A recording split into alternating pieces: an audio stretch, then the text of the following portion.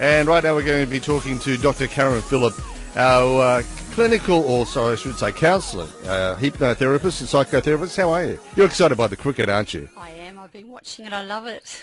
So it's like you could almost do this update. This could be a whole new world for you, because just after our sports report there, we have lost the Pakistanis have lost another wicket. Azam has been caught and bowled, caught by Smith off the bowling of Lyme for 14. So that means now Pakistan 2 for 54. Australia declared earlier for 5 for 202. And that means they have a target, Pakistan, of 490. So there you go. Yeah, they'll never get there. I didn't know you were so into cricket. I love it. Absolutely love it. Watch the tests, watch the one-dayers, watch the T20s, watch everything. Yep. Yeah.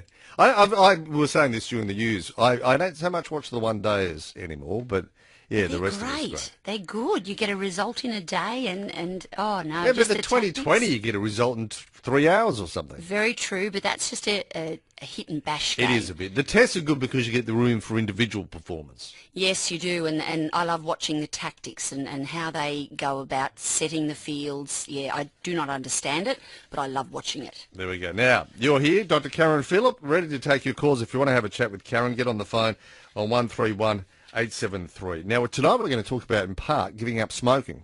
Yes, that's one of our big New Year's resolutions to come in a couple of weeks. It's something that so many people struggle with, yet it can be really so easy.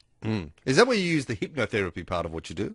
Yes, we do a lot of smokers. They usually come in or ring me up and say, look, I've tried patches, I've tried pills, I've tried this and that, and I've not been able to stop. So they either come into the rooms for a session or they get a virtual hypnotherapy session and they stop in an hour. What is it, do you think, about smoking? Is it the problem that it's, I've been there and done that, but do you think it's the problem of the physical addiction or is it the habit? It's actually a habit. It isn't addiction. The definition of an addiction is that you do more of it more often, whereas people that smoke have been smoking perhaps 25 or 30 cigarettes of the same type of cigarette for the last 20 or 30 years. Yep. So while the great marketing is convincing us that it is, in fact, an addiction, it isn't. It is a habit, and within 1 hour you can have people leave the room or finish the session.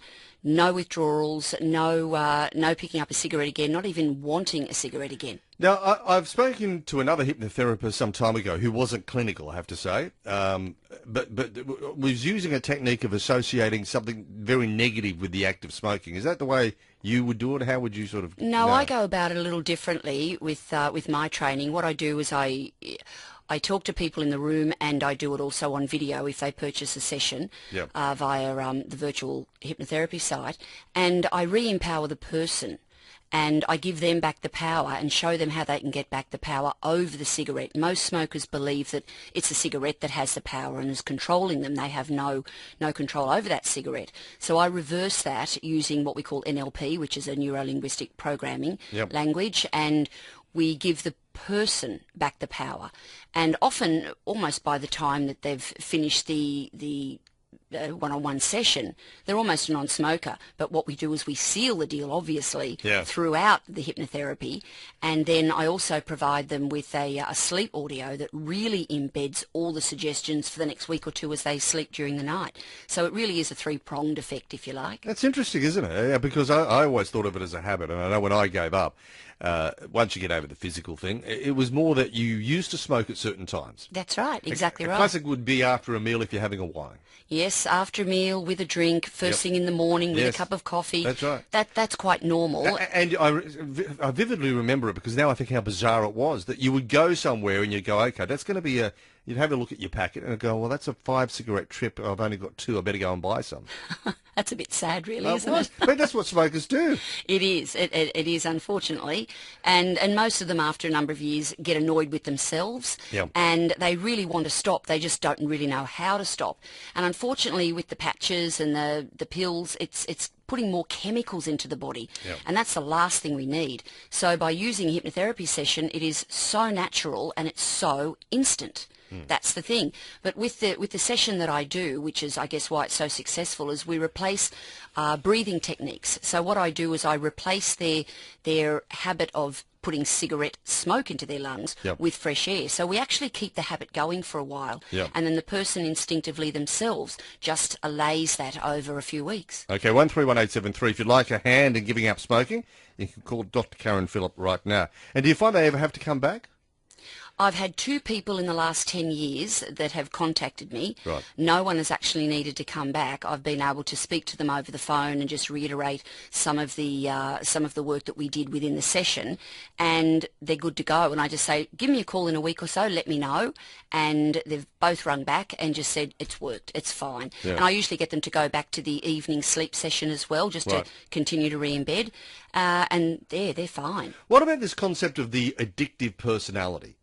I mean, we're talking about smoking in this case, but is there such a type that is just an addictive personality? If they give up the smoking, they're going to become addicted to something else, even if it's not a substance, it might be behaviour. Not really. Right. We do talk about it. It's thrown around a lot, but there really isn't such a thing as an addictive personality. People, we use that word. Unfortunately, we label people as an addictive personality. Yep. It's just that most of them haven't really learnt how to replace one type of behaviour with a better behaviour. So they replace it with something else. And humans find it hard to stop something. We find it easy to change to something else. Yep. So unless we proactively work towards changing it to something else, then we can slip, instantly and automatically into another habit that isn't so positive for us. Yeah. But if we go with, I want to get rid of this and I want to replace it with something more positive, such as with the smoking, we replace the sucking in smoke, if you like, to breathing in fresh air, but continue the similar habit. The same as food. If we wish to replace food with, say, chocolates or sweets with something perhaps more healthy, such as a piece of fruit or a tub of yogurt, or even going for a walk, then we're replacing one bad habit with a good habit. Right. And that works really well. Because, as I say, what about gambling addictions, those sorts of addictions? Are they very different, the way you would treat one of those compared to a smoking addiction? Yes, gambling is, I look at the behaviour, if you like, and then I look behind the behaviour to find out what is causing that behaviour. And people that do have problems with gambling, the gambling is the symptom. Right. There's always something behind the gambling, and we look at that and we fix that, and then the gambling just falls away. Yeah, well, that brings me to a question I've been meaning to ask you for a few weeks, getting back to the hypnotherapy. Because hypnotherapy you can, I guess, use to flush out behaviours and so forth, but do you also use it as a diagnostic tool, for example, using your gambling analogy, to work out what it is that is behind that addiction? Sometimes. Usually when they come into the counselling room, we've got a certain set of questions that we ask. Yes. We also look at eye patterns and various body language to see if their words actually match their eye patterns and the body language.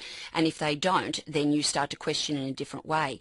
Other times I've used what a lot of people probably haven't heard of. It's called an idiomotor, whereas they close their eyes, or I usually put a blindfold on them so they don't cheat. And then I give them a little chain to hold, and I ask them yes/no questions. Yes. And then I start asking, like, it might be, are you a male, or are you a female? Are you 33 years old?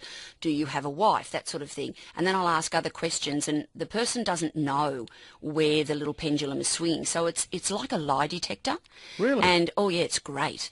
It's really good with kids too. And you actually feed back to them what the pendulum actually said. It said yes to or no to. Yes. And then often, because it's a subconscious response, like a lie detector, and that's when they start to go, oh, okay. And then it's almost like a door opens up for them, and then they're able to walk through and discuss what it is that they really had put aside and put away as something that really wasn't important anymore in their life or affected them anymore. But in fact, it still is. Yes. We talked about that recently. As you say, people don't forget. No, subconsciously we never forget. Consciously we can, yes, but subconsciously we never do. And therefore it's always there, and if it gets a trigger of some description, it's going to come out, I guess, to bite us down the track. And when I think of that, I often think of the cases you hear, terrible cases. We've heard too much of it lately, of child sexual abuse that people think they've suppressed. Yeah. And then they end up with all sorts of problems, And unfortunately, that the problems can represent themselves 20, even 30 years later. You would think that it would be an issue right through their development, but it isn't. It sometimes doesn't come back out until perhaps their 30s. And often I've found in my experience that it doesn't often come out with the person until they have children of similar age than they were when the abuse occurred. So that's the trigger. Yes. Effectively. Yes. That they feel vulnerable because they are worried about their kids. Exactly right. And their vulnerability. And then they go back to when I was that age, this happened to me. So it all comes back again, unfortunately. Okay. Now, we're also going to talk tonight about, and if you want to have a chat with Dr. Karen Phillip, you need to get on the phone fairly quickly, but you can do that on 131873. We were going to talk about some of the things about to do with Christmas. And, you know, you always hear it, the family that gets together just once a year and works out why they get together just once a year. Yes, well, that's the effort that we make, and it's a great excuse, if you like, and a great reason for people to do that, particularly these days because so many of us live so far apart. Yeah. We've got lives that are so incredibly busy and work that is very demanding in most cases. And where we used to have perhaps mum at home with the kids and having a little bit easier time to organise everything, we now often have mum that's looking after the home and the children and working full-time and dad working full-time and doing things with the kids as well. So by the time it gets to Christmas, we're usually quite exhausted, but we try to make that effort to all get together with our family. It is a big effort, though. In some cases, it's worthwhile, I'm sure, but it's a big effort because we have to get the presents together. There's the preparation. There's the cards. You know. Oh yes, the credit card being maxed out, and then the worry of that. But no, it is everything that goes along with not just the day, but it is exactly as you say, the preparation, thinking about what I've got to buy for this person. What would that person need? What would they like? How much do we spend? Then it's all the food and what do I have to take with me and what do I have to make. So there's an awful lot that goes into this one day. Okay, well, we can get more into this a little bit next week, but just generally, what tips do you think people should have to make sure that the nerves don't fray? Well, when we're with our families, it's a matter of knowing that we're there for the day. We're there for a short time with them. And I always suggest to people to go in with the attitude of Santa Claus. Go in with a Santa Claus attitude that you're there ho-ho-hoing and having a good time, giving joy to everyone, sharing with everyone. And if someone does do something annoying or a little bit that, you know, that you don't like or oversteps the mark, just pull them aside. Let them know that, look, there's usually kids around. Just allay those sort of behaviours. Give them maybe some water in between some of the alcoholic drinks.